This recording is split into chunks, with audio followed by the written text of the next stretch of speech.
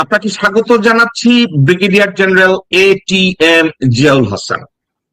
আপনাকে আসসালামু ভাই আলাইকুম। চমৎকার দেখা যাচ্ছে, অনেক স্মার্ট মনে হচ্ছে ভাই, অদ্ভুত। আসসালামু আলাইকুম। আসসালামু আলাইকুম। আপনাকে জ্যাকব মিল্টন ভাই এবং আপনার মাধ্যমে আমি আপনার সকল দর্শক শ্রোতাদেরকে সালাম এবং শুভেচ্ছা জানিয়ে আজকের আপনার অনুষ্ঠানে যোগদান করছি।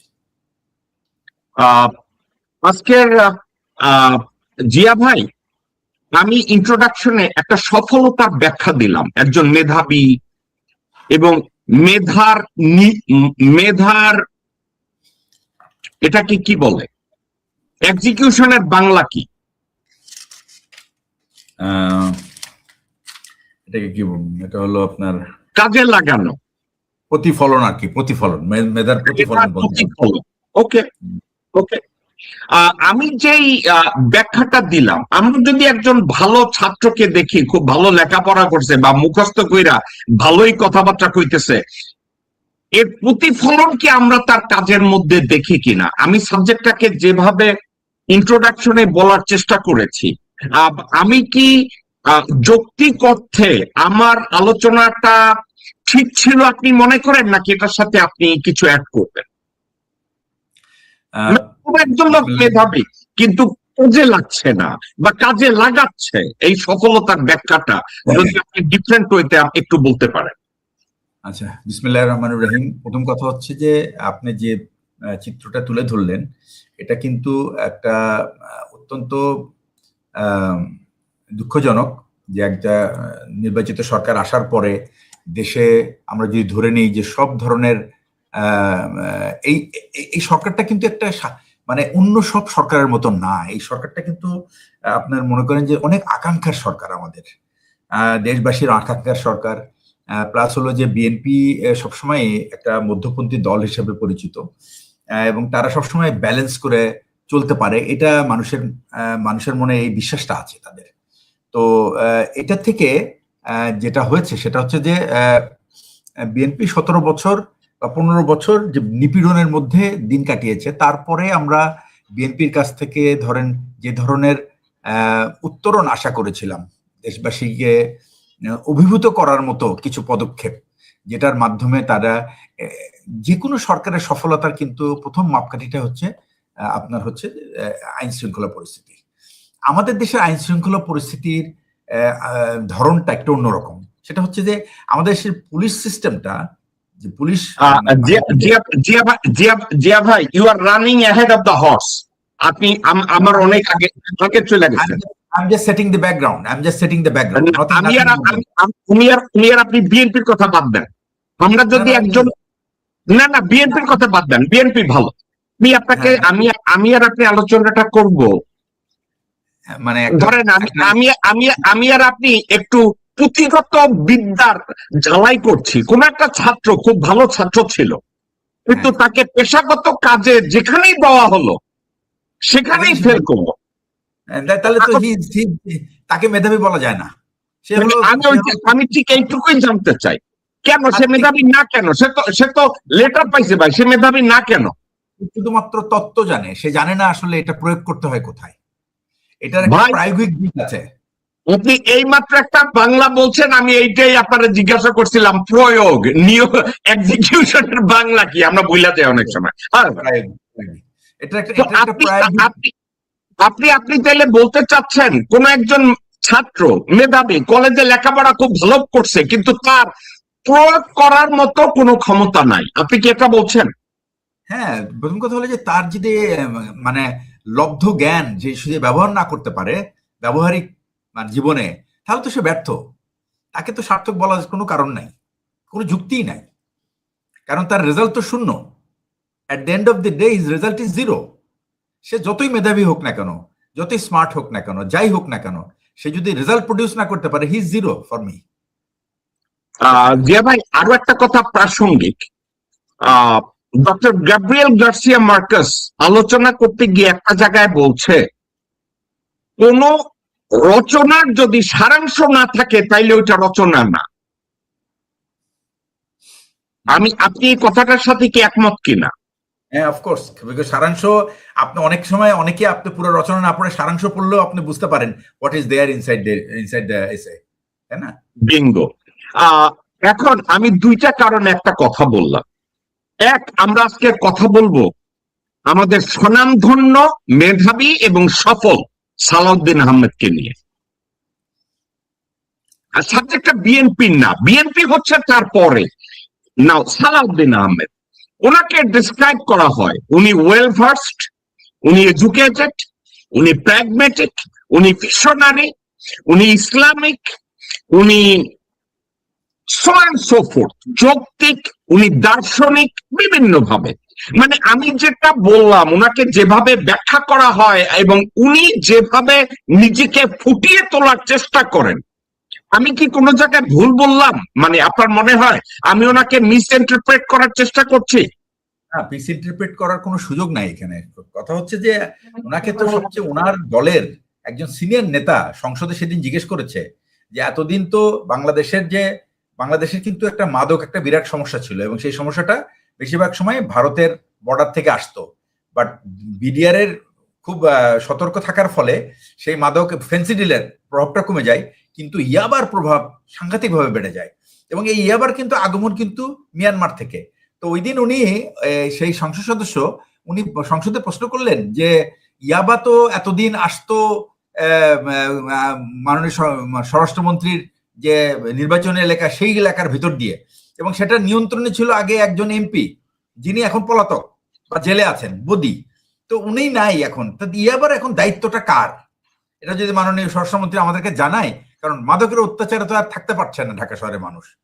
ওকে, এখন এই প্রশ্নটা কিন্তু ইটসেলফ ডিসক্রাইবস দ্যাট আপনার যে মূল দায়িত্ব সেখানে যদি আপনি কনসেন্ট্রেট না করেন, if you focus on some other issues, তাহলে তো আপনাকে you will lose the objective. আমাকে একটু জিয়া ভাই যদি একটু সাহায্য করেন। সালাউদ্দিন আহমেদ যেভাবে নিজেকে রিপ্রেজেন্ট করতে চান, যেখানে খাবা মাইরা মাইক্রোফোনটা নিয়ে কথা বলতে চান, অন্যান্য নেতাদের, বয়োজ্যেষ্ঠ নেতাদের, অভিজ্ঞ নেতাদেরকে পাশ কাটিয়ে সামনে গিয়ে দাঁড়াতে চান এবং যেভাবে কথাটা শুরু করতে চান, আসলে উনি কি প্রমাণ করতে চান? উনি অত্যন্ত মেধাবী, উনি অত্যন্ত দার্শনিক গোছের, উনি একজন দূরদর্শী, উনি এটা জানেন, উনি সংবিধান বিশেষজ্ঞ, উনি আইন বিশেষজ্ঞ, উনি প্রয়োগ বিশেষজ্ঞ, উনি বিশাল ডাক্তার, উনি চিকিৎসা বিশেষজ্ঞ। মানে আমি যেটা বললাম, উনি এভাবেই প্রমাণ করেন কিনা, ওনার অ্যাপ্রোচ কি এর কোনো তফাৎ আছে? আমি যা বললাম এটার একটা ভাষা, একটা বাক্যে আমি বলবো যে jack of all trades, master of none. তো আপনাকে যে দায়িত্ব দেওয়া হয়েছে ওইটাতে মাস্টার হওয়া দরকার, জ্যাক অফ অল ট্রেডস দরকার নাই, বিকজ সব ট্রেডস এর জন্য ইউ হ্যাভ কাস্টোডিয়ান। প্রত্যেকটা মন্ত্রণালয়ের জন্য মন্ত্রী আছে। যেমন সেদিন ওই ধর্ম মন্ত্রণালয়ের দায়িত্বে ছিলেন মিস্টার কায়কোবাদ, তো ওনার পরিবর্তে দেখলাম যে আর কেউ নাই অ্যাকচুয়ালি। তখন খুব অবাক হলাম আমরা যে আসলে ব্যাপারটা কি, মানে আর কি কেউ নাই বিএনপির ওইখানে? 217 জন এমপি, তারা কি কেউ কথা বলতে পারে না নাকি? সমস্যাটা কি তাদের কি যোগ্যতা নাই? মানে তারা তো পার্টি হিসেবে তারা নিজেদেরকে খুবই, মানে কি বলবো, নিম্ন মানের পরিচয় দিচ্ছে। সংসদে যদি একজন যদি মানুষ যদি সবার কথা বলে, তাহলে বাকিদের কাজটা কি? এটা তো আমি বুঝি না ভাই। ওকে, আপনাকে এখন আমি তিনটা বিষয় আমরা একটু পরিসংখ্যান নিয়ে কথা বলবো। একটা সমাজের সবচেয়ে বড় অবক্ষয় হলো ধর্ষণ। এর চেয়ে জঘন্য অপরাধ আর হতে পারে না ধর্ষণ। আমরা একটা মুসলিম অধ্যুষিত মেজরিটি, সংখ্যাগরিষ্ঠ একটা দেশের নাগরিক। আমাদের দেশটা মুসলিম সংখ্যাগরিষ্ঠ, যেখানে ইসলামিক শাসন ব্যবস্থায় অথবা শরিয়া লতে ধর্ষণের শাস্তি মৃত্যুদণ্ড। সেই দেশে ফেব্রুয়ারি মাসের 17 তারিখ থেকে 2026 সালের ফেব্রুয়ারি মাসের 17 তারিখ থেকে আজ জুলাই মাসের 3 তারিখ 2026, এই কয়েকদিনে বা মাসে টোটাল 1131টা ধর্ষণ মামলা লিপিবদ্ধ হয়েছে। এখন আপনি ব্রিগেডিয়ার জিয়া বাংলাদেশের কালচার জানেন, আপনি একটা রেজিমেন্ট কমান্ড করেছেন, ব্রিগেড কমান্ড করেছেন, জাতিসংঘে চাকরি করেছেন, সেখানেও ম্যানেজ করেছেন, কমান্ডারের দায়িত্ব পালন করেছেন, বাংলাদেশের আইন শৃঙ্খলা পরিস্থিতি সম্পর্কে আপনি জানেন, আপনি বিডিআরেও কাজ করেছেন। ফেব্রুয়ারি মাসের 17 তারিখ থেকে আজ অবধি, এখন হলো জুলাই মাসের 3 তারিখ, টোটাল অফ 1133টা ধর্ষণ। একটু কম হয়ে গেল না জিয়া ভাই ধর্ষণের নাম্বারটা? কম তো হলোই, এর থেকে বেশি হলে তো মনে করেন যে মহামারী লাগতো একটা। এই যে ধর্ষণ, মনে আছে আপনার যে এই সরকারের কিন্তু, এই বিএনপি সরকার কিন্তু পতন হয়েছিল ইয়াসমিন হত্যার মধ্যে দিয়ে 1996 সালে। কয়েকটা আন্দোলন দানা বেঁধেছিল কঠিন ভাবে, তার মধ্যে একটা ঘটনা ছিল ইয়াসমিন হত্যা। আচ্ছা, তো আমি সেই জায়গায় যেতে যাচ্ছি না, কথা হচ্ছে যে ধর্ষণ হচ্ছে কেন এটা আসলে জানা দরকার। ধর্ষণ কিন্তু আসলে দুইটা জিনিস, একটা হলো সামাজিক অবক্ষয়, চরম সামাজিক অবক্ষয়, আর 2 নম্বর হচ্ছে যে আপনি যখন আপনি ধর্ষণ কারা করছে, এই যে আপনার এই পারভার্সনটাকে ঠেকানোর জন্য এটা একটা সামাজিক দায়িত্ব। এবং পুলিশ ডিপার্টমেন্ট এমন একটা ডিপার্টমেন্ট, এরা কিন্তু শুধুমাত্র লাঠি সোঁটা আর অস্ত্রপাতি দিয়ে কাজ করে না, তারা কিন্তু বেসিক্যালি তারা কিন্তু সমাজের সাথে কাজ করে, সমাজের ভেতরে কাজ করে, এবং সমাজকে তারা এত ভালোভাবে জানার কথা। এখন তাদের যদি সেই প্রাথমিক দায়িত্ব তারা যদি ঠিক মতো পালন না করতে পারে, এটার জন্য জবাবদিহিতার যদি আপনি কোনো ব্যবস্থা না রাখেন, এটার আমি মনে করি সকল অপরাধ, শুধু ধর্ষণ না, সকল অপরাধের মূল কারণটা কি জানেন?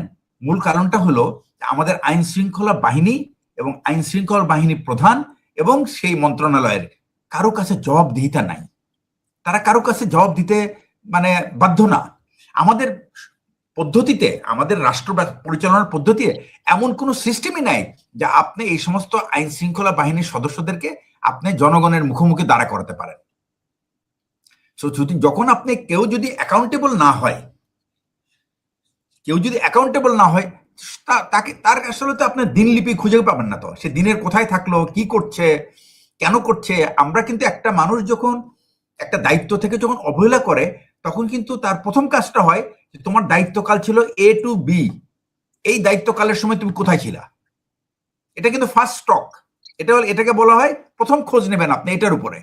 আপনি যদি একটা দেশের যদি আইন শৃঙ্খলা পরিস্থিতি এরকম হয় এবং তার জন্য যদি কাউকে জবাব না দিতে হয়, তার জন্য যদি কাউকে শাস্তির মুখোমুখি না দাঁড়াতে হয়, তাকে যদি জনতার মুখোমুখি দাঁড়া করানো না যায়, তাহলে তো সে তো যা খুশি করবে, তার কোনো দায়িত্বই নাই। তো দেশের স্বরাষ্ট্র মন্ত্রণালয়ের দায়িত্ব হলো সাধারণ মানুষের জান মালের নিরাপত্তা।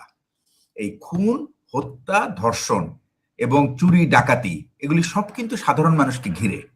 সুতরাং যে মানুষকে ঘিরে যারা দায়িত্ব পালন করছে, তাদের কাছে যদি আপনি উত্তর না চান দিন শেষে যে তুমি তোমার এই দায়িত্ব পালনের জন্য আজকে কতটুকু সফল, তার প্রমাণ আমাকে দেখাও, এতগুলি খুন বা এতগুলি ধর্ষণ বা এতগুলি ডাকাতি তোমার এলাকার ভিতরে কেন হলো, এটার জবাব আমি চাই জনসমক্ষে। আপনি যদি পুলিশকে যদি আপনি সাধারণ মানুষের সামনে না দাঁড়াতে পারেন, এই পুলিশ কোনোদিনও ঠিক হবে না। জিয়া ভাই, 8 বছরের একটা মেয়ে ধর্ষিতা হইল, প্রধানমন্ত্রীর সাথে সালাউদ্দিন ওই বাসায় গেল এবং সে বলল 24 ঘন্টা না 48 ঘন্টার ভিতরে ওই মামলার রায় হবে এবং রায় কার্যকর হবে। এই কথা প্যাশনেটলি বসে শোনার মতো মানসিকতা থাকলো না। সে চেয়ার থেকে, টেবিল থেকে, বসার থেকে টোটাল 3 বার না 4 বার উঠে দাঁড়াইছে এবং প্রধানমন্ত্রী বাহাত দিয়ে তারে 4 বার, 2 বার না 3 বার বসাইছে।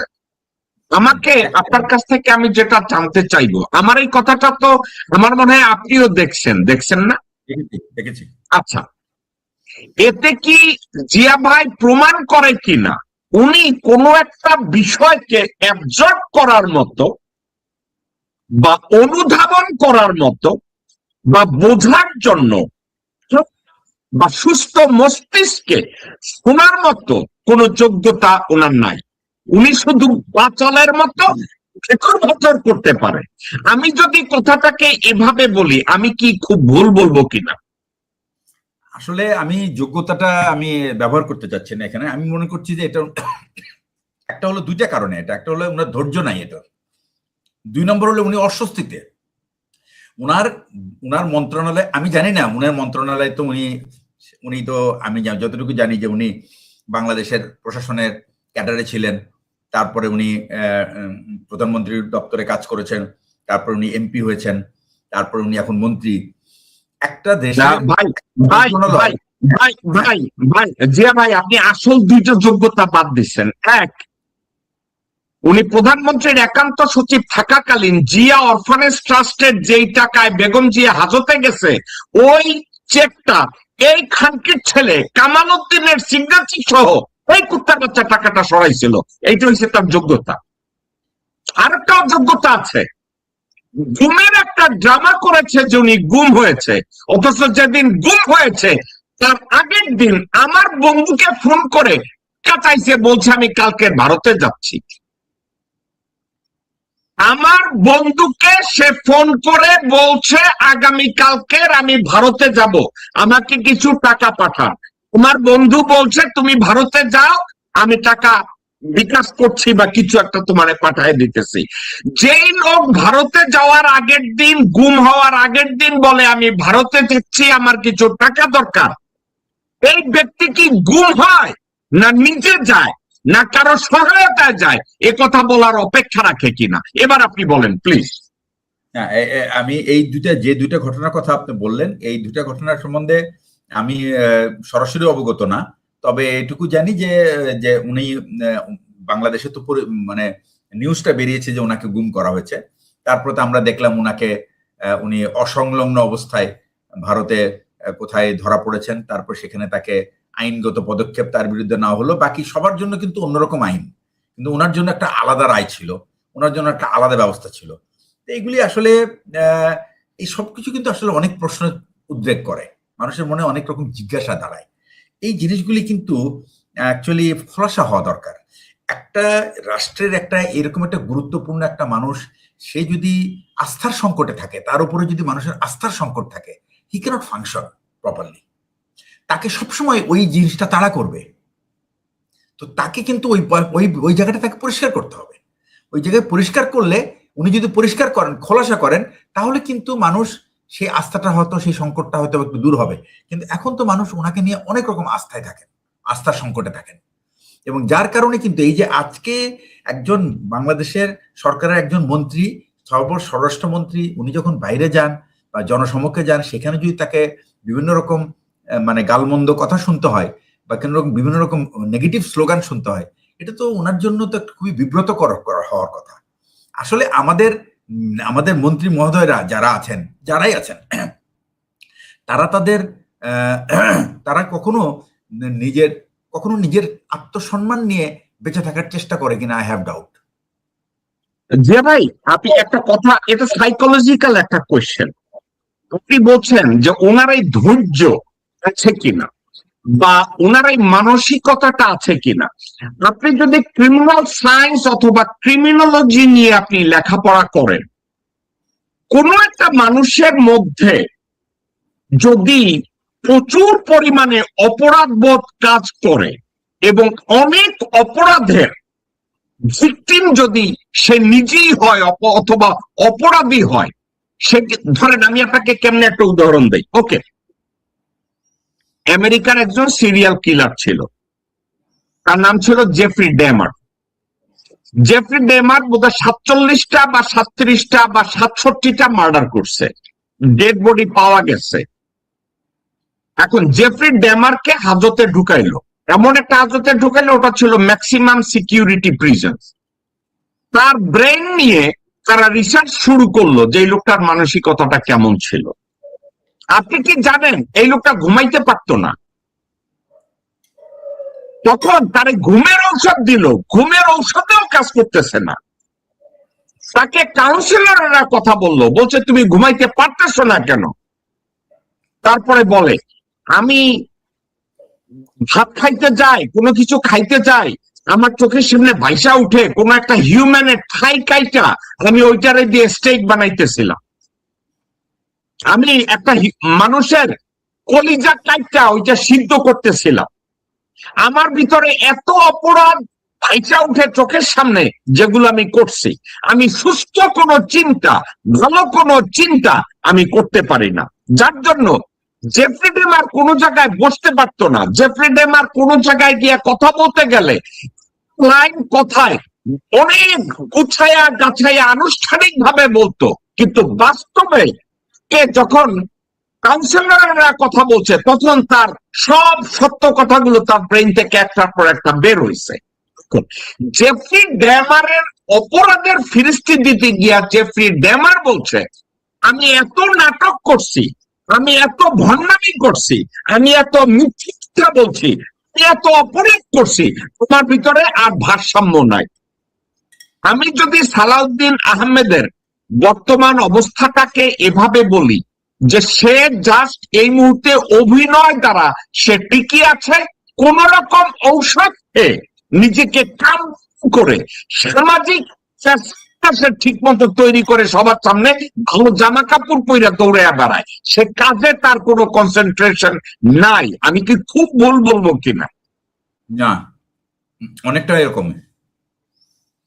আপনার আপনার যে ধারণা অনেকটা এরকমই। এটা হলো একটা পলায়নপর মনোভাব, escaping mentality. You are trying to escape from everywhere but you cannot escape. তো এই স্কেপিং মেন্টালিটি তখনই হবে যখন একজন মানুষ অপরাধ বোধে ভুগতে থাকবে।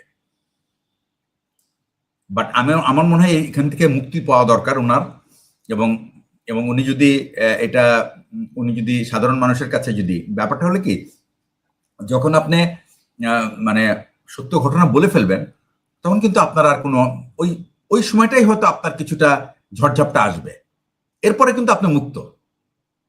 তারপর আপনি কিন্তু ফ্রি ভাবে কাজ করতে পারবেন। সেটা যতটুকুই তাকে ড্যামেজ করুক বা যতটুকুই তাকে রিপেয়ার করুক, যেভাবেই করুক না কেন, এবং সেখান থেকে যদি উঠে আসার ক্ষমতা থাকে তাহলে উনি উঠে আসতে পারবেন। জি ভাই, আপনাকে যদি আমি যদি আপনাকে জিজ্ঞাসা করি, আপনি যদি এক স্বরাষ্ট্রমন্ত্রী হিসাবে ক্যালকুলেটিভ মেজারে আপনি যদি বাংলাদেশের একটা অপরাধ ধর্ষণ, আপনি যদি বলেন যেরকম ভাই আমি কনসেন্ট্রেট করবো, দিস ইজ মাই প্ল্যান, আমি 1 মাসের ভিতরে ধর্ষণের নাম্বার আমি 0 কোটায় নিয়ে আসবো, বাংলাদেশে কি এটা সম্ভব? অবশ্যই সম্ভব। এটা আমি অনেক পুলিশ অফিসারের সাথে কথা বলেছি এবং তারা শুধু একটা জিনিস বলেছে যে আমাদেরকে শুধু একটা কাজ দায়িত্ব দেন, যে আমাদের কাজে কেউ ইন্টারফেয়ার করবে না এবং আমরা মানুষের কাছে আমরা দায়বদ্ধ থাকব। আপনি এই দুইটা দায়িত্ব দিয়ে আমাদেরকে ছেড়ে দেন, দেখেন আমরা কিভাবে আইন শৃঙ্খলা পরিস্থিতি আমরা একেবারে পুরা মানে হিংসনীয় পর্যায়ে আনতে পারবো। মানে মানুষে হিংসা করবে আইন শৃঙ্খলা পরিস্থিতি এরকম হবে, এবং তাদের এটাই কনফিডেন্স। আরেকটা ব্যাপার হলো কি, উনি যে বিভাগে দায়িত্বটা পালন করেন, এরা কিন্তু এই পুলিশ অফিসাররা কিন্তু তারা কিন্তু তাদের বেসিক ক্রিমিনোলজি কিন্তু সবাই পড়া, so they can understand that who is actually leading them, what is going on in their mind. এটা কিন্তু আরেকটা ইম্পর্টেন্ট ইস্যু, যার কারণে প্রবাবলি হি ক্যানট কনসেন্ট্রেট। আপনার কি মনে হয় না যে উনি এই যে একটা গুমের নাটক করে এস আলমের পয়সায় শিলংয়ে রাজাদের মতো একটা বাংলোতে থেকে ভারতের পুলিশের সাথে, ভারতের ইন্টেলিজেন্সের সাথে, ভারতের রাজনীতিবিদদের সাথে এমন ভাবে নিজেকে কোরিওগ্রাফ করে উনি সংমিশ্রণ হয়েছে? যেমন আপনারা আমি ঠান্ডা মাথায় যদি আমি বুঝাতে চাই, কোন একটা মানুষের শরীরে যদি HIV ইনজেক্ট করা হয়, HIV ভাইরাস যদি কারো ভিতরে ঢোকানো হয়, ওই লোকটা HIV এফেক্টটা একদিনে দেখে না, ওটা ধীরে ধীরে দেখে। আপনার কি মনে হয় না উনি যে গুমের নাটকটা নিয়ে বাংলাদেশে সবাইকে জানিয়েছে, ওয়ারাস আপনি একা একা চিন্তা করেন, এর কোনো জবাব নাই। কোন লোক ভারতে যদি বিচারাধীন থাকে এবং তাকে যদি কেউ তদন্ত করে, তাকে যদি কেউ বাইন্দা রাখে, সে ওইখানে বসে বিএনপির ভার্চুয়াল মিটিং এ তারেক রহমানের সাথে কথা কয় কেমনে, মিটিং এ কথা কয় কেমনে, চিটাগংয়ে ওনার এরিয়া লোকজনের সাথে কথা বলে কেমনে, ভণ্ডামি যদি একের পর এক স্কোয়াশ করা হয়, তার কাছে কিন্তু কোনো উত্তর নাই।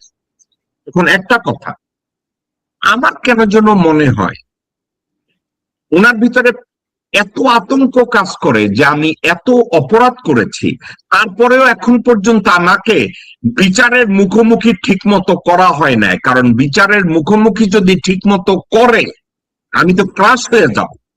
এই আতঙ্কটা তাকে 24 ঘন্টা তাকে ধাওয়া করে। আপনার কি এটা মনে হয় কিনা? উনি চিন্তা করে আমি এখন স্বরাষ্ট্রমন্ত্রী, কিন্তু আল্লাহ না করুন এই গভর্নমেন্ট ফল করলো, একটা অনেস্ট গভর্নমেন্ট চলে আসলো এবং আমাকে যদি গ্রেফতার করে এগুলো আমার বাটলা দিয়ে ইন্টারোগেট করা হয়, আমি কি করব? ওনারে রিমান্ডে নিলে আমি তো মনে করি না উনি 3 দিন টিকবে। না, ব্যাপারটা হচ্ছে যে উনি যদি উনার অপরাধ কি করেছে আমার I am not sure, but উনি যে সমস্ত যদি উনি কোনো গল্পের আশ্রয় নিয়ে উনার সময়টা পার করে থাকেন, এটা কিন্তু এক ধরনের, এটাকে আমি অপরাধ ঠিক বলবো না, মানে এটা এক ধরনের কি বলবো আমি, এটা এক ধরনের গ্লানি। এই গ্লানিটা ওনার দূর করার দরকার। এটা ভাই এটা গ্লানি কেন হইলো? এটা আমি তো মনে, গ্লানি তো হয় ওই মানুষটার যার ভিতরে অপরাধ বোধ কাজ করে, যে বিবেক কাজ করে, যার নীতিবোধ কাজ করে, গ্লানিটা হয়। আপনি কি মনে করেন তার ভিতরে কোনো গ্লানিবোধ আছে? গ্লানিটা কাজ করছে বলেই তো উনি কনসেন্ট্রেট করতে পারছে না। ও ওকে, গ্লানিটা কাজ করছে বলেই কনসেন্ট্রেট, উনি is not like a serial killer অথবা serial criminal. He comes from a good background, he is educated, তো তার কাছ থেকে আপনি সেই লেভেলের কোনো ধরনের অপরাধ আপনি পাবেন না। কিন্তু আমার ধারণা যেটা, সেটা হচ্ছে যে উনি একটা মানসিক গ্লানির মধ্যে দিয়ে যাচ্ছে। বাট পয়েন্টটা হচ্ছে যে উনি কিন্তু ওটাকে ছাপিয়ে যেতে পারতেন যদি উনার পারফরমেন্সটা উনি হোম মিনিস্ট্রিতে যদি খুব ঈর্ষণীয় দেখাতে পারতেন। এবং ঈর্ষণীয় দেখানোর জন্য কিন্তু আপনার খুব একটা কষ্টের কাজ না, আপনাকে একটু ডিপলি একটু চিন্তা ভাবনা করে একটা মন্ত্রণালয়ের একটা মন্ত্রী যদি ইন্ডিপেন্ডেন্টলি সে যদি ঠিক করে ফেলে যে তার লক্ষ্য কি হওয়া উচিত এবং সেই লক্ষ্যকে অর্জন করার জন্য সে নিজেকে সংগঠিত করা, নিজেকে তৈরি করা, নিজের গ্রুপকে তৈরি করা, দলকে তৈরি করা, it is a simple management problem রে ভাই। এটা ম্যানেজমেন্ট প্রবলেম ভাই। যে ভাই আমি কথাটাকে এভাবে বলি, আমি আপনার 2-3টা কথাটাকে একটু ডিফারেন্ট করে যদি দেখি, আপনি বলছেন ওনার ভিতরে গ্লানি কাজ করে বলি উনি কনসেন্ট্রেট করতে পারছে না। আমি এটা আপনার সাথে একমত হয়েছি।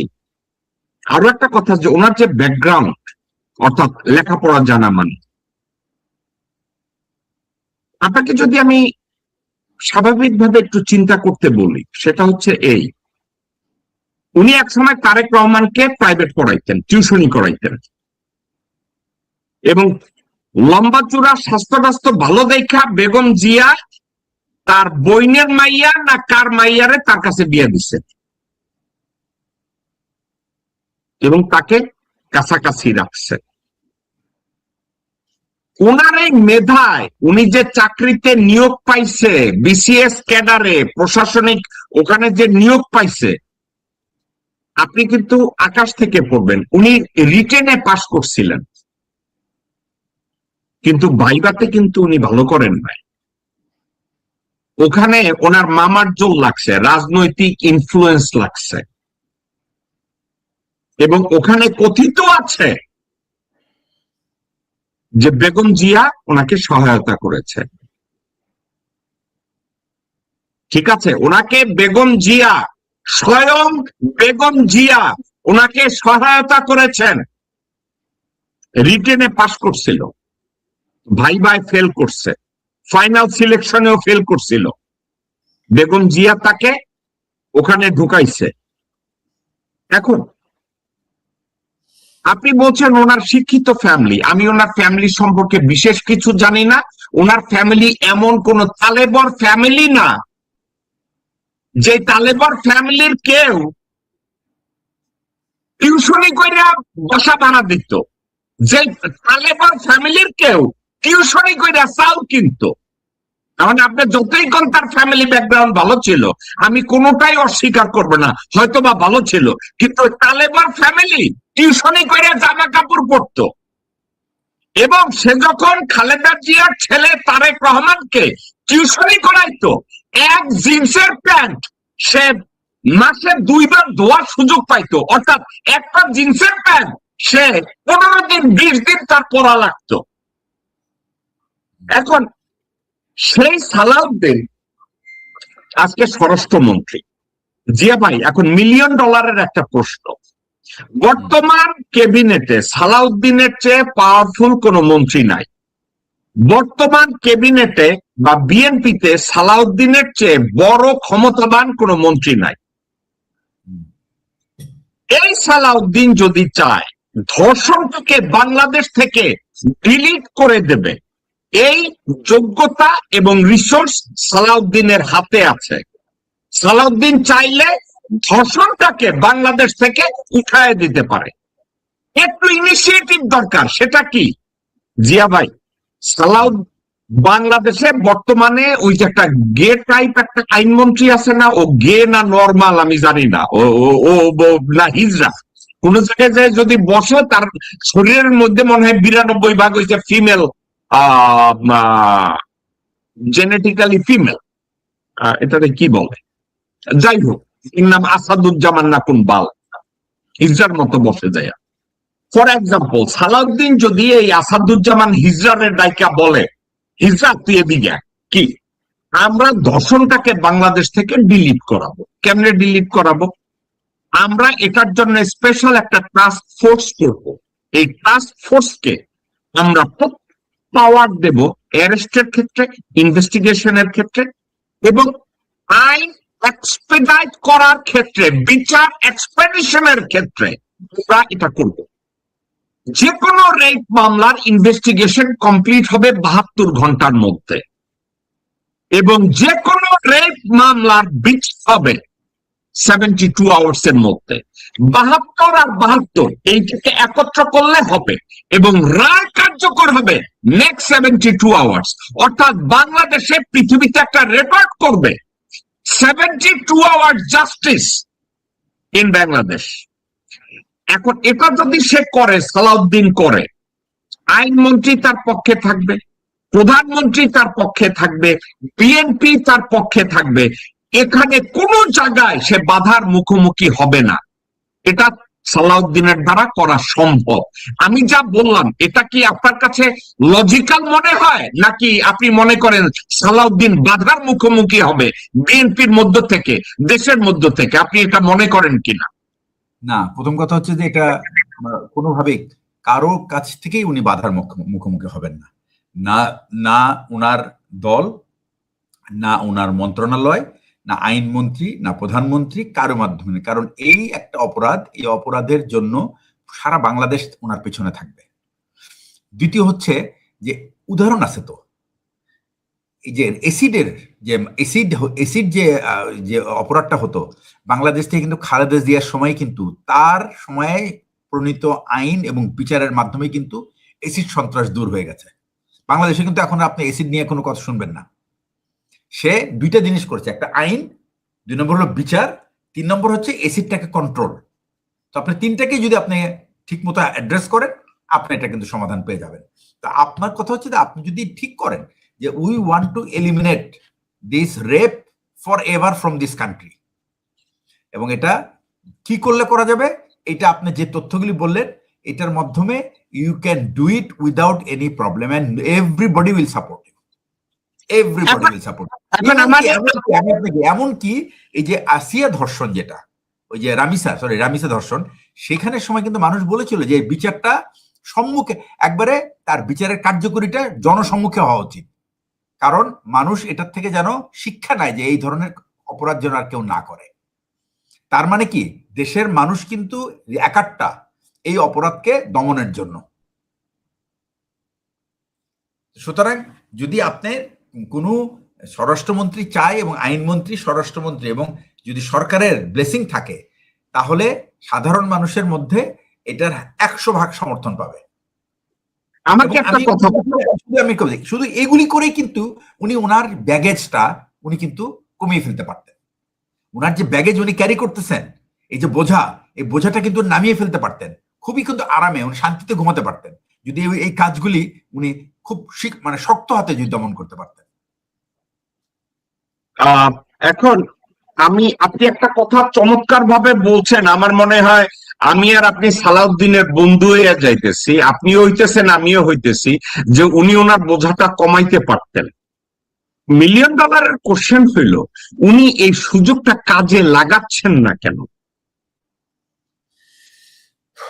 এটা তো এই প্রশ্নটা তো আমারও, আমি তো কোনো যৌক্তিক কারণ দেখি না একটা মানুষ কেন নিজেকে সবসময় ব্যর্থ হিসেবে প্রচারিত করতে চাবে। সে তো প্রত্যেকটা মানুষই কিন্তু তার কর্মক্ষেত্রে সে সফলতা চায়, সে চায় বাহবা চায়, সে ভালো কাজ করেছে এটা সবাই প্রশংসা করুক। তাহলে উনি কি ইচ্ছা করেই করছেন না? এটা কিভাবে সম্ভব? এবং এটার মাধ্যমে কি উনি কি বিএনপি সরকারকে কি দুর্বল বা অজনপ্রিয় করার চেষ্টা করছেন? কারণ আমি যতটুকু জানি, যখন কেউ যদি ভেতর থেকে ইঁদুর যখন ভেতর থেকে আপনার সেই নেট কাটতে থাকে, তখন কিন্তু আপনি টের পাবেন না এটা কোথার থেকে কাটছে। সো ইঁদুরের আপনার দিকে নজর রাখতে হবে এবং নেট কাটছে কিনা সেটাও নজর রাখতে হবে। তা না হলে কিন্তু আপনি যতই ভালো কাজ করেন না কেন, আপনি যত ব্যক্তিগত, তারেক রহমান সাহেব যত ব্যক্তিগত উদাহরণ স্থাপন করেছেন, তার কিন্তু কোনোটাই ওনার পক্ষে যাচ্ছে না যতক্ষণ পর্যন্ত উনি এই সমস্ত জায়গায় সফলতা না অর্জন করতে পারবেন। জিয়া ভাই, আপনি আপনার কথায় আপনি একটা কথা বলছেন, এবার আমি কথাটাকে এভাবে বলি। ধরেন আপনার কথাটাই ঠিক, উনি কি বিএনপিকে আনপপুলার করতে চাচ্ছে? আপনি এটা বলছেন করতে চাচ্ছে। আমিও যদি আপনাকে, হয়তোবা আপনি রাইট, উনি কি বিএনপিকে আনপপুলার করলে এর বেনিফিশিয়ারি কে? যদি আপনি এবং আমি আলোচনার সাথেই বলি যে উনি বিএনপিকে আনপপুলার করতে চাচ্ছে, ধরেন বিএনপি যদি আনপপুলার হয়, এর বেনিফিশিয়ারি কে হবে? এর বেনিফিশিয়ারি হবে আওয়ামী লীগ। আওয়ামী লীগ বেনিফিশিয়ারি হবে, বাট আলটিমেট বেনিফিশিয়ারি কে? পার্শ্ববর্তী দেশ। ওকে, এখন ধরেন আমি আপনার কথায় যদি যাই, সাবজেক্টটা যদি এইরকম হতে পারে কিনা আমি যদি আপনাকে জিজ্ঞাসা করি, আমি হাইপোথেটিক্যালি না, ধরেন বিএনপিকে আনপপুলার করছে, কেন আমরা এই কথাটাকে বিশ্বাস করি? যে সালাউদ্দিন আহমেদ ফেব্রুয়ারি 17 তারিখ থেকে আজ পর্যন্ত 1131টা রেপ হয়েছে, এটাকে উনি জিরোর কোটায় নামাইয়া আনতে পারেন। এই রিসার্চটা ওনার হাতে আছে, এই সারাউন্ডিংটা ওনার নিয়ন্ত্রণে আছে, এই ব্যবস্থাটা সম্পূর্ণরূপে ওনার এখতিয়ারের মধ্যে, কিন্তু তারপরেও উনি এটা করছেন না। তাইলে আপনি ব্রিগেডিয়ার জিয়া একজন শিক্ষিত, মার্জিত, অভিজ্ঞ একজন মানুষ, আপনার যদি মনে হয় ইচ্ছাকৃতভাবে উনি এটা করছেন না, এবং আপনার যদি মনে হয় যে উনি বিএনপিকে আনপপুলার করার জন্য উনি এই কাজটা করছেন, আমি তাইলে আপনাকে একটা প্রশ্ন করতে পারি। ভারতের পছন্দ বাংলাদেশের প্রধানমন্ত্রী হিসাবে মির্জা ফখরুল অথবা আমির খচ্চর, তারেক রহমান না। বাংলাদেশকে যদি বিএনপিকে আনপপুলার করা হয়, আলটিমেটলি তারেক রহমানের উপরে প্রেসার চলে আসবে যে আপনি হ্যান্ডেল করতে পারতেছেন না, আপনি সরেন। আপনি লন্ডনে যান, ওইখানে বসে নমিনেশন বাণিজ্য করেন, ওইখানে পার্টির চেয়ারম্যান থাকেন, যা করেন, প্রধানমন্ত্রী আমরা এখান থেকে মির্জা ফখরুলের এই প্রস্তাবটা আসবে এবং সালাউদ্দিন এটা সমর্থন করবে, আমির খচ্চর এটাকে সমর্থন করবে। পরিস্থিতিটা যদি এমন দাঁড়ায় যে তারেক রহমানের নেতৃত্ব চ্যালেঞ্জের মুখোমুখি পড়বে, সাবজেক্টটা কি আপনার কাছে কোন ক্ষেত্রে সেন্সিবল মনে হয়? আদারওয়াইজ সালাউদ্দিন যেই কাজটা করছে, সব আছে তার হাতে। তার হাতে বন্দুক আছে, তার হাতে কার্তুজ আছে, সে কেমনে জানে রাইফেল চালাইতে হইব, তারপরে উনি করছে না, কিছু করছে না, এর অর্থ কি? এখন প্রথম কথা হচ্ছে যে আপনি যে আপনি আপনি কি বলে সিনারিওটা ডিসপ্লে করলেন, আমি মনে করি যে এটা হয়তো তাদের মানে বাসনা থাকতে পারে, but it is not implementable. প্রথম কথা হচ্ছে যে বাংলাদেশে তারেক রহমানকে চ্যালেঞ্জ করার মতো কোনো নেতা বিএনপিতে নাই, যে তারেক রহমানকে চ্যালেঞ্জ করবে যে সে বিএনপি দায়িত্ব নিবে। তারেক রহমান পারছে না। এইখানে তারেক রহমানের মানে আছে, লিবার্টি আছে। উনি যদি এরকম পরিস্থিতি দেখেন, তাহলে সে তার নিজের দায়িত্বে সিদ্ধান্ত নিয়ে যাকে মনে করেন যে উনি অথর্ব, এবং উনি কিন্তু একটা কথা বলেছেন মন্ত্রণালয়ে, মানে উনার যখন উনি সরকার গঠন করেছেন, যে আমি 6 মাস দেখব, 6 মাস পরে আমি 6 মাসের আমলনামা নিয়ে বসবো মন্ত্রীদের। এবং আপনি একটা জিনিস খেয়াল রাখেন, কোনো কিন্তু মন্ত্রণালয়ে তারেক রহমানের কিন্তু ওই যে সিস্টেমটা, যে সব সিদ্ধান্ত তারেক রহমানের ওখান থেকে আসবে, এই প্রথাটা সম্ভবত এখন আমরা দেখছি না। এবং যার যার মন্ত্রীরা কিন্তু তারা নিজের নিজের মন্ত্রণালয় চালাচ্ছে, স্বাধীনভাবে চালাচ্ছে, তাদের মতো করে চালাচ্ছে। তো যখন উনি 6 মাস পরে যখন এটার ব্যর্থতা সফলতা নিয়ে বসবেন, তখন কিন্তু যদি বাছবিচার শুরু হয়, তখন কিন্তু উনি বের করতে পারবেন যে কারা ব্যর্থ এবং কারা সফল। তো তাহলে তখন উনার একটা সুযোগ থাকবে এই মন্ত্রিসভাকে ঠিক করার। তো আপনি যে প্রশ্নটা বললেন বা যে প্রসঙ্গটা বললেন, সেটা হচ্ছে যে আসলে তো ভারত তো চেয়েছিল জিয়া পরিবারের কেউ যেন বিএনপির দায় দায়িত্ব না নেয়, তাহলে ভারতের পক্ষে খুব সহজ হবে এই বিএনপিকে দিয়ে তাদের আখের গোছানো। তো এখন তো বিএনপি ফ্যামিলির যেহেতু প্রেসিডেন্ট জিয়ার রক্ত যেহেতু প্রধানমন্ত্রী, সুতরাং তাকে চ্যালেঞ্জ করার মতো অবস্থা বিএনপির কেউ নেই, এটা ভারতও জানে এবং বিএনপির ভিতরে সকল স্তরের নেতারাও জানে। যতই তারা চেষ্টা করুক প্রুফ করার যে তারা সব জানতা, সে 2-1 নিমন্ত্রণ যাই হোক না কেন, তারা সব জানতো মনে করলো। আমি মনে করি যে তারেক রহমানকে চ্যালেঞ্জ করার মতো বাংলাদেশে এখনো কেউ নাই বিএনপিকে তার নেতৃত্ব চ্যালেঞ্জ করার মতো। ওকে, যে ভাই আপনাকে আমি একটা কথা বলি, প্রত্যেকটা ক্রাইমসের একটা অবজেক্টিভিটি থাকে, প্রত্যেকটা পাতানো খেলার আলটিমেট গোল থাকে। সালাউদ্দিন তার সব রিসোর্স হাতে থাকার পরেও সে 1131টা রেপ কেস, ধরেন ফেব্রুয়ারি, তাহলে মার্চ 31 দিনে, এপ্রিল 30 দিনে, জুন 30 দিনে, 30-30, 60, 90, 91 দিন, অর্থাৎ 100 দিন, এর মধ্যে 1131টা রেপ কেস।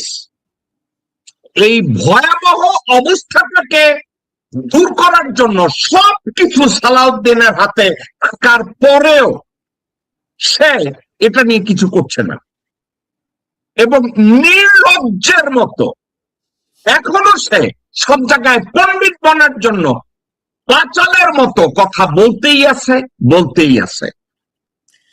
তো এখন প্রত্যেকটা অপরাধেরই তো আলটিমেট একটা গোল আছে জিয়া ভাই।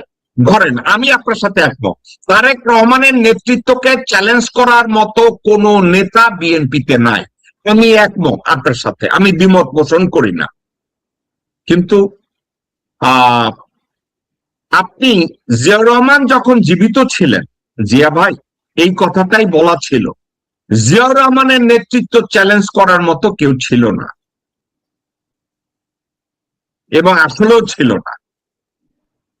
এবং এই যে নেতৃত্বকে চ্যালেঞ্জ করার মতো কেউ নাই, এই কথাটা তারেক রহমানের জন্য ভালো কথা না।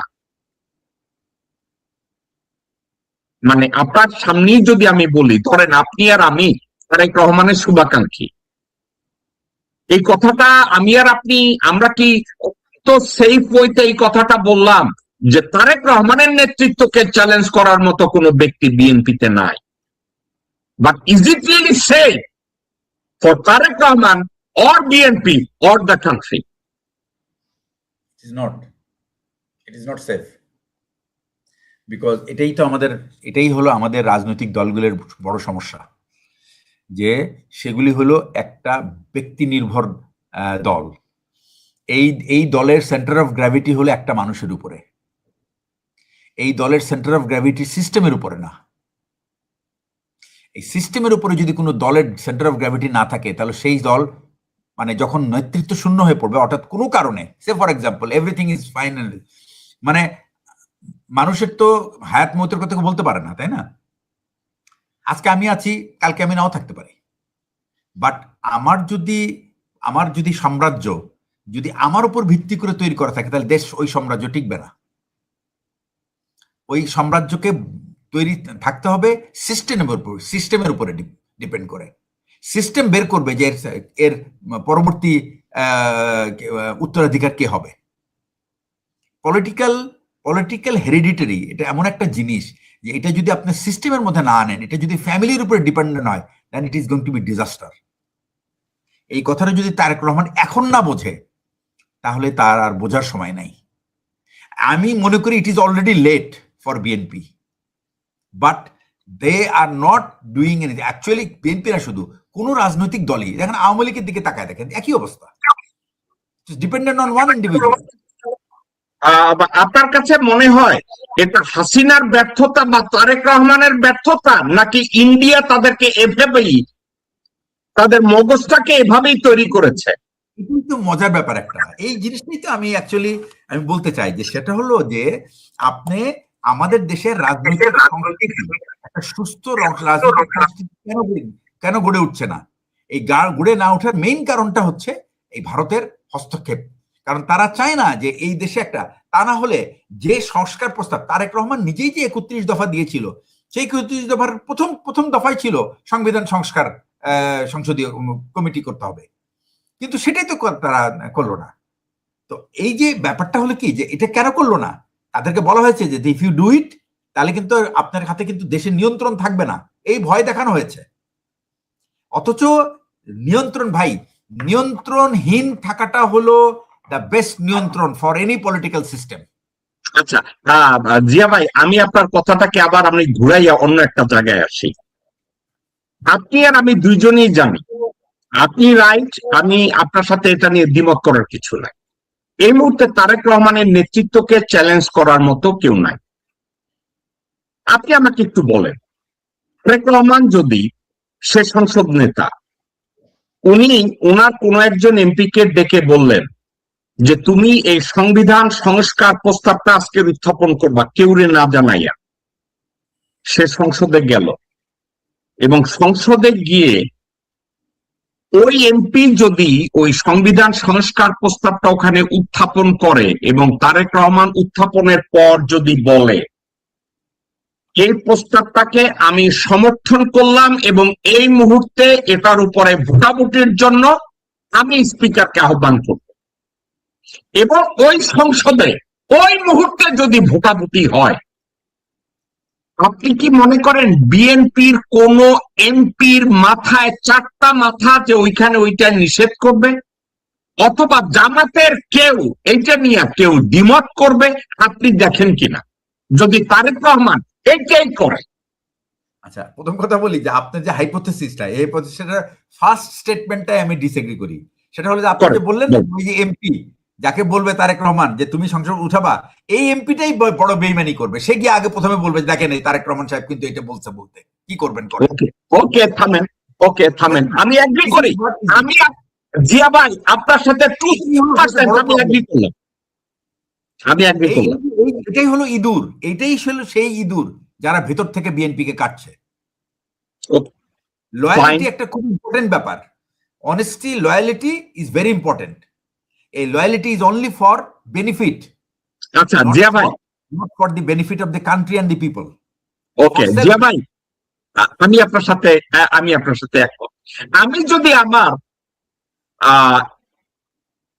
আমি যদি আমার থিওরিটাকে চেঞ্জ করে দেই, তারেক রহমান যদি জামাতের আমিরকে ডেকে আনে, কারণ আমি মনে করি সংসদে বিএনপির এমপিদের চেয়ে জামাতের এমপিরা তারেক রহমানের উপরে বেশি লয়াল।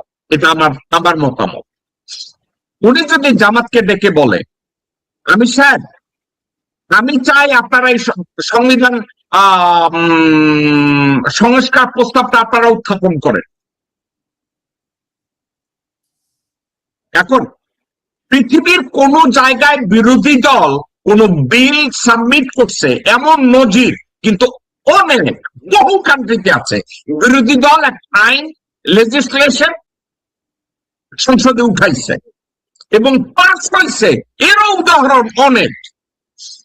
আপনি কি মনে করেন তারেক রহমান যদি জামাতের কাউকে দিয়ে বিশ্বাস করে এটা করাতে পারে, অথবা কেউই পারবে না, তারেক রহমান নিজেই বিল উত্থাপন করবে? এটা সম্ভব? এটা সম্ভব না? এটা সম্ভব।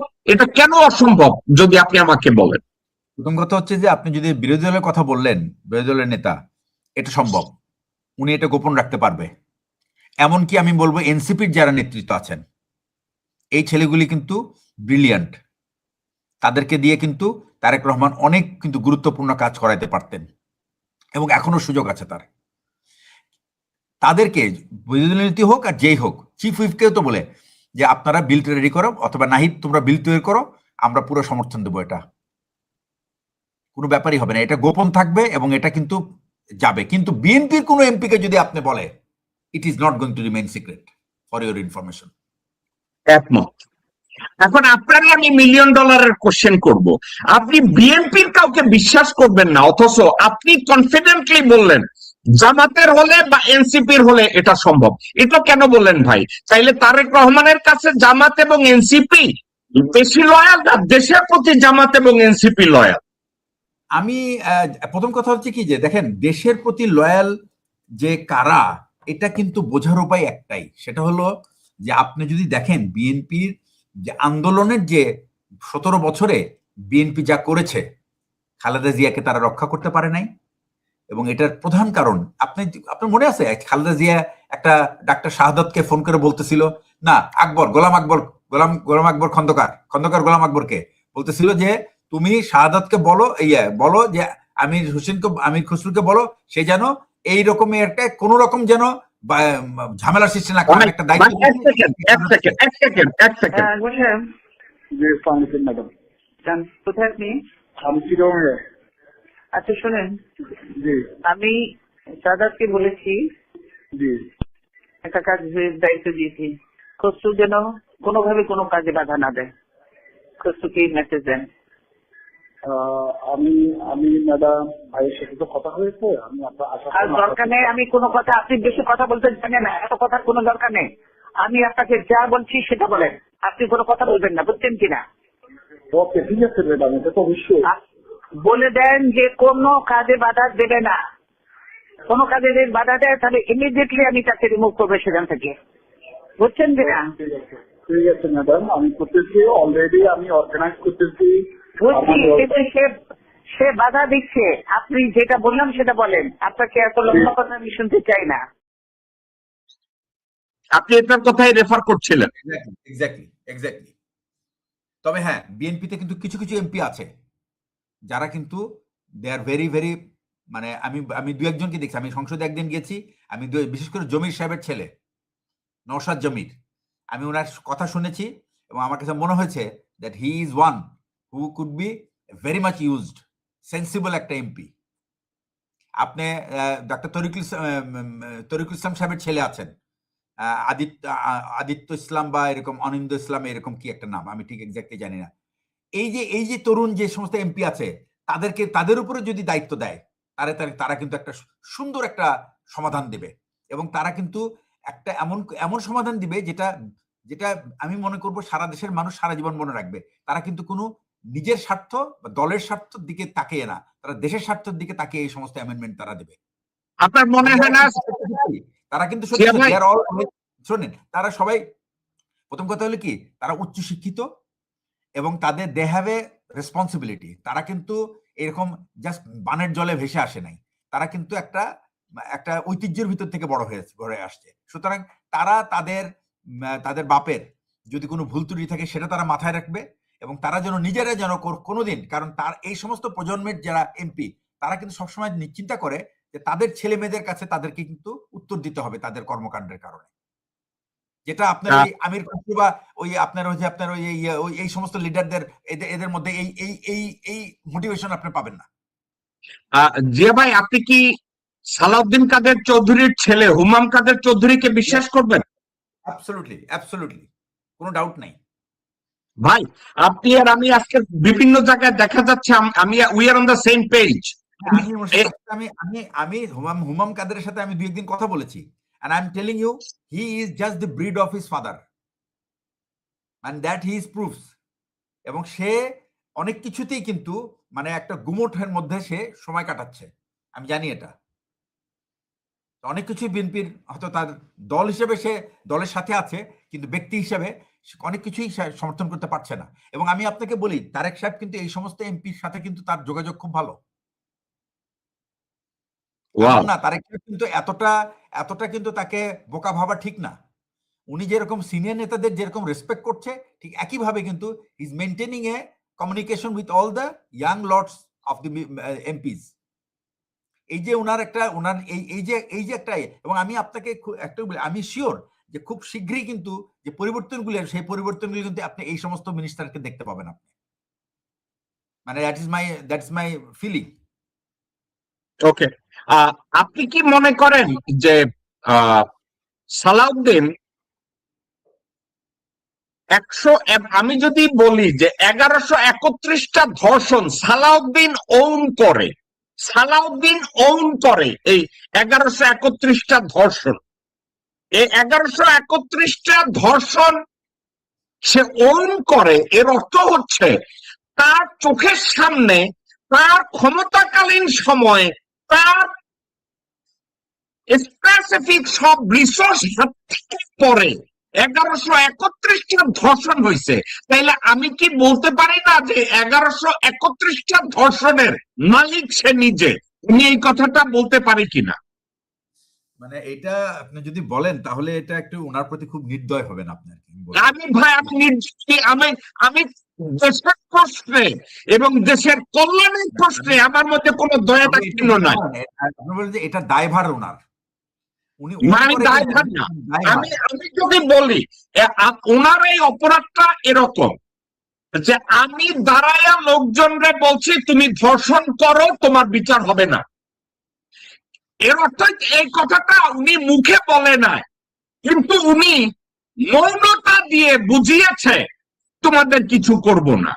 কারণ উনি যদি এটা এইরকম করে, ভাই জিয়া ভাই, আপনারে স্বরাষ্ট্রমন্ত্রী বানাইলাম, আপনার আইন মন্ত্রণালয়ের সমর্থন আছে, প্রধানমন্ত্রীর সমর্থন আছে, পরিকল্পনা মন্ত্রীর সমর্থন আছে, প্রধান বিচারপতির সমর্থন আছে, সেনা প্রধানের সমর্থন আছে, বিজিএফআই ডিজির সমর্থন আছে, বিডিআর এর ডিজির সমর্থন আছে, এনএসআই ডিজির সমর্থন আছে। শান্তির পোলা এর পরেও থামায় না। তাহলে 1131টা মামলা ধর্ষণের মালিক এবং নির্দেশদাতা এই সালাউদ্দিন, তুমি ভুল কোথায়? না, আপনি যে যুক্তি তুলে ধরছেন আমার খুব একটা খণ্ডন করার কিছু নাই, কিন্তু আমি মানে যদি আপনি বলেন যে এটা আবার খুবই, এটার জন্যই বলি যে যখন আপনি বললেন যে তাদেরকে উনি ডেকে বলছেন যে তুই ধর্ষণ কর, তোর কোনো মানে বিচার আচার হবে না, এই কথাটা মানে এটা বলতে পারেন যে এটা মেটাফোর হিসেবে আপনি তুলে ধরতে পারেন, but it is not really, it is not happening. ভাই মেটাফোর কোনটা? কুড হ্যাভ কিন্তু সালাউদ্দিনের হাতে সব যে রিসোর্স আছে, it is not metaphor, is it? না, এটা না, দ্যাটস দ্য রিয়েলিটি। ভাই তাহলে আমার কথাটা মেটাফোর হইলো কেমনে? না, আপনার কথাটা মেটাফোর হলো, আমি এই করতে বললাম যে আপনি তাকে যেভাবে বললেন যে সেটা সে হলো he is giving the order to rape. আমার কথা ভাই একটা কথা, আপনি কাউকে বলেন যে ওরে খুন করো, এইটা একটা কথা। আর আরেকটা হইতেছে আমার সামনে আমার দায়িত্বকালীন সময়ে একের পর এক ধর্ষণ হইতেছে আর হইতেছে, থামানোর জন্য কোনো ইনিশিয়েটিভ আমি নিচ্ছি না। What is that suppose to mean? হ্যাঁ, মানে আমি এখানে একটু এই জায়গায় একটু I want to add one more point. সেটা হচ্ছে দেখেন আপনি যে সেটা হচ্ছে যে 18 মাসে যখন প্রফেসর ইউনূস যখন ওনার শাসনকাল চালিয়েছেন তখন কিন্তু একটা খুব নাজুক পরিস্থিতি ছিল। তারপরেও আপনার স্বরাষ্ট্র মন্ত্রণালয় কিন্তু অনেক জায়গায় কিন্তু তারা ব্যর্থ হয়েছে আইন শৃঙ্খলা পরিস্থিতি ঠিক রাখতে। কেন? কারণ প্রফেসর ইউনূস কখনো কোনোদিন অ্যাকাউন্টেবিলিটি নেয় নাই। উনি কোনোদিন আমার ধারণা, এবং আমি জানি না কতটুকু সত্য, উনি কোনোদিন ওনার স্বরাষ্ট্র মন্ত্রণালয়কে ওনার সামনে দাঁড়িয়ে চেয়ার না দিয়ে বলবে যে you have to come and tell me why this is happening, what your police, what your this that and doing. এই এই এই কালচার যদি চালু না হয়, প্রধানমন্ত্রীর অফিসের যদি কোনো মন্ত্রীকে ডাকে, ওই মন্ত্রী ওই দিন মানে কাপড় নষ্ট করা উচিত। এই ফিলিংস যদি না থাকে, that is what is accountability. সুতরাং আপনি যখন এরকম একটা ঘটনা হচ্ছে, আমি তো মনে করি প্রতিদিনই ওনার সামনে যাওয়ার কথা, প্রতিদিনই উনি ওনার সামনে গিয়ে দাঁড়িয়ে ওনার ব্যাখ্যা দেওয়ার কথা। আমি মন্ত্রী হইলে আমি কেন ব্যাখ্যা দিব? I will not allow this police chief to remain in one piece. আমি পুলিশ চিফকে এক টুকরা রাখবো না। আমাকে যদি, আমি পুলিশকে বলে, আমি যদি তোমার প্রধানমন্ত্রীর সামনে যে আমার ব্যাখ্যা দিতে হয় এতগুলি অপরাধ কেন হলো, তাহলে কিন্তু তুমি কিন্তু আর এই সিটে বসে থাকতে পারবে না। মনে রেখো এটা কথাটা। This is enough for police, enough. আপনাকে কিন্তু সেই কথা বলার সৎ সাহসটা থাকতে হবে। এই সাহসের কথাটা আমি আপনাকে অনেকবার বলেছি। সাহস আসে দুইটা দিক থেকে। একটা হলো you are infinity type honesty, second হচ্ছে ইউ নো ইউর জব। তো এই দুইটা যদি মানুষ এক করতে পারে, সে আর তার সাহসের অভাব নাই, কারণ তার কোনো দুর্বলতা নাই। ঠিক আছে? তো এই অ্যাকাউন্টেবিলিটি যদি আমি মনে করি এই ধরনের ঘটনা এখানে এককভাবে আমি সালাউদ্দিন সাহেবকে দায়ী করতে রাজি না। সালাউদ্দিন সাহেবকে কেন দায়ী না, কেন আমাকে একটু বলেন কেন দায়ী না? আমি আসতেছি সেটাতে। সেটা হচ্ছে যে আপনি সালাউদ্দিন সাহেব যদি জানে, আমাকে তো কেউ কৈফিয়ত চায় না রে ভাই। নোবডি আস্ক কৈফিয়ত। যখনই আপনি তাকে কৈফিয়তের সামনে দাঁড়া করাবেন, তখন তার বাপ করে সে সব কাজ ঠিকঠাক করবে, কারণ সে মনে করে যে সে কৈফিয়তের ঊর্ধ্বে।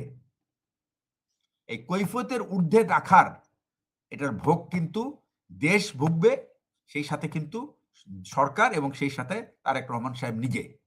সুতরাং তারেক রহমান সাহেব আচ্ছা ভাই, কৈফিয়তের ঊর্ধ্বে না, ওকে ভাই, আপনাকে যদি আমি এই কথাটা, আপনি কৈফিয়তের কথা বলছেন, তারেক রহমান যদি এটা এই কালচারটা শুরু না করে, আচ্ছা, ডক্টর মোহাম্মদ ইউনূসকে ব্লেম করা হইল যে আপনি ফেল করতেছেন কোঅর্ডিনেশনে, আপনি ফেল করতেছেন পারফরমেন্সে, যে আপনি জবাবদিহিতায় কাউকে টেনে আনতে পারছেন না। আমি যদি আপনাকে সরাসরি একটা কথা বলি, আমি তারেক রহমানের ব্যর্থতা নিয়ে আমার মনে হয় আমার চেয়ে বেশি সমালোচনা কেউ করছে অনলাইনে বা গালাগালি তারেক রহমানে আমার চেয়ে বেশি করছে এমন কোন ব্যক্তি কোন জায়গায় নাই। গালি দেওয়ার থেকে শুরু কইরা, ভালো কথা বলার থেকে শুরু কইরা।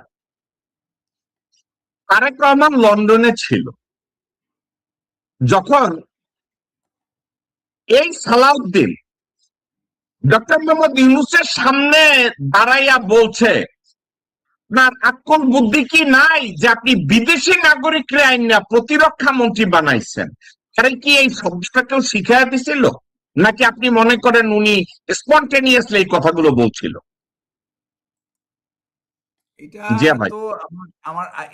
এটা আমার তো মনে হয় যে এটা এই যে এই প্রশ্নটা, এটা তো দলীয়, প্রথম কথা হলো যে এটা নিশ্চয়ই কোথাও না কোথাও থেকে প্রম্পট করা হয়েছে।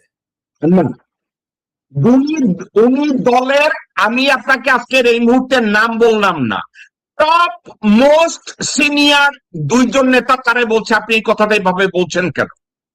এটা শিষ্টাচার বহির্ভূত। ডক্টর মোহাম্মদ ইউনূসকে নিয়ে উনি বলছে আমার মনে হয়েছে, উনি বলছি, এটা আমি বলবো। তারেক রহমানকে বলেন আমাকে এই কোয়েশ্চেন করতে।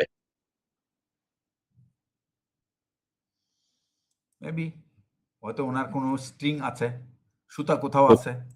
ওকে, এখন আমাকে একটা কথা আপনি বলেন, এই কথাটা ধরেন আপনি সালাউদ্দিনের মতো স্বরাষ্ট্রমন্ত্রী এবং আপনার সামনে এভাবে 1131টা মামলা ধর্ষণ হয়েছে। আচ্ছা, ব্যক্তি আপনি নিজেকে যেভাবে রিপ্রেজেন্ট করেন যে আপনি শিক্ষিত, আপনি মার্জিত, আপনি বুদ্ধিদীপ্ত, আল্লাহ আপনারে পুরুষ না বানাইয়া মাইয়া বানাইলে আপনারে অনুষ্ঠানে আমি নেংটা করে ফালাই দিতাম সালাউদ্দিন রে, কতবার ধর্ষণ সে হয় এটা টেস্ট নেওয়ার জন্য। এই লোক আইনমন্ত্রীর সহায়তা সহ বাংলাদেশের ডিপার্টমেন্টের সহায়তা তার আছে, এরপরে সে কোনো ইনিশিয়েটিভ নেয় নাই, এটা তারেক রহমান সুপারভাইজ করে নাই।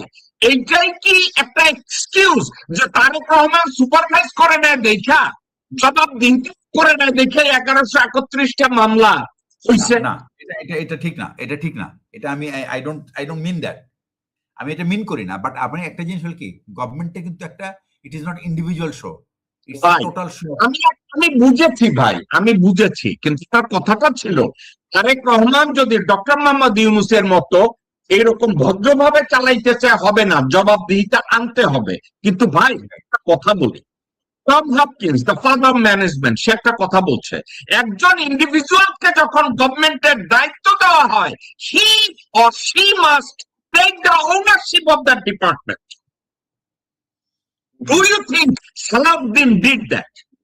না, আমি আমার then what, let's say for example আপনি আমাকে দায়িত্ব দিছেন যে আপনি you are the home minister, আপনি দেখছেন যে I am not doing my job, what is your responsibility?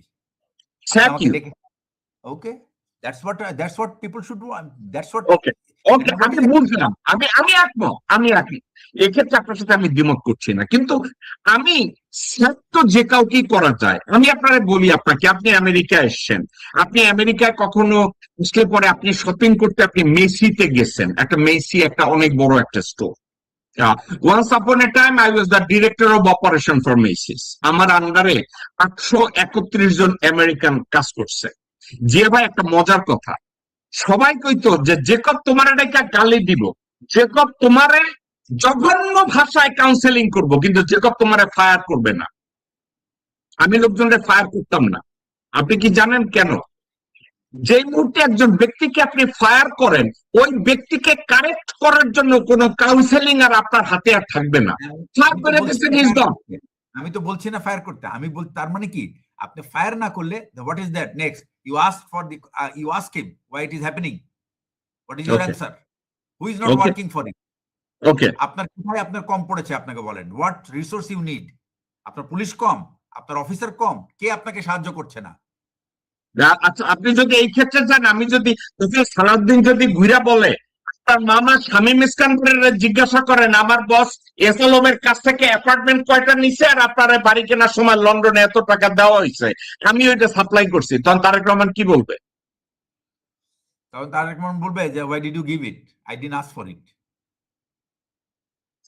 Okay, Why did you give it? I didn't ask for it. You invested in me, sorry, it's in the wrong place, your investment is in the wrong place. If you are expecting anything to do return in at the cost of my country, I will not do that. You can ask for anything else. ভাই এত পছন্দ করছি, তুই আমার দিছিস কেন?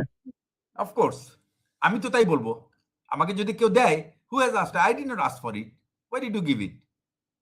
আমি কি আপনার দরজায় দাঁড়ায় ছিলাম গিয়ে এতে টাকা দেন, আমার বাড়ি লাগবে আমার? ওকে, হয়তো বা এটাই তার উত্তর, কিন্তু আমি যদি স্কোয়ারলি আপনার এমনি জিজ্ঞাসা করি যে তার ক্ষমতাসীন সময়ে 131টা ধর্ষণ মামলা হয়েছে, 136 দিনে 1131টা ধর্ষণ, সেক্ষেত্রে আমি যদি ঠান্ডা মাথায় আমি বলতে পারি এই 1131টা ধর্ষণ সালাউদ্দিন ওন করে, তার উপস্থিতিতে এই ধর্ষণগুলো হয়েছে, এই দায় সে এড়াতে পারবে না। এই 1131টা এটা ধর্ষণ। এবার আসেন, এই 36 দিনে মার্ডার হয়েছে 1385টা।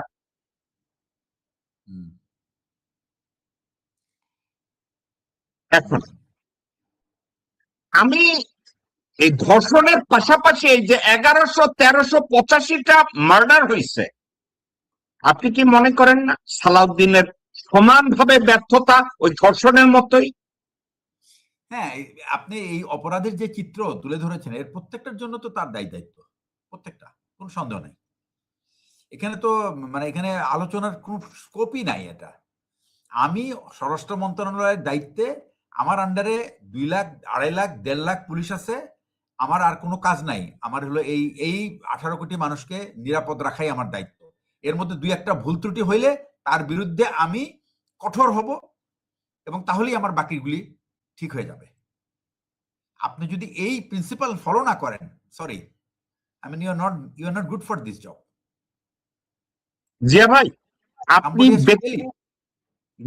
জিয়া ভাই ব্যক্তি আপনি বা ব্যক্তি আমি, আমরা সালাউদ্দিনকেও চিনি না, আমরা তারেক জিয়াকেও চিনি না, কিন্তু আপনি আপনার অ্যাসেসমেন্ট অনুযায়ী আপনি কি মনে করেন যে সালাউদ্দিন প্রত্যেকটা ধর্ষণ এবং খুনের বিচার করতে চাইয়া তারেক রহমানের গিয়া বলছে নেতা আমি এইগুলো এইভাবে করব, আপনি আমারে না বলবেন না?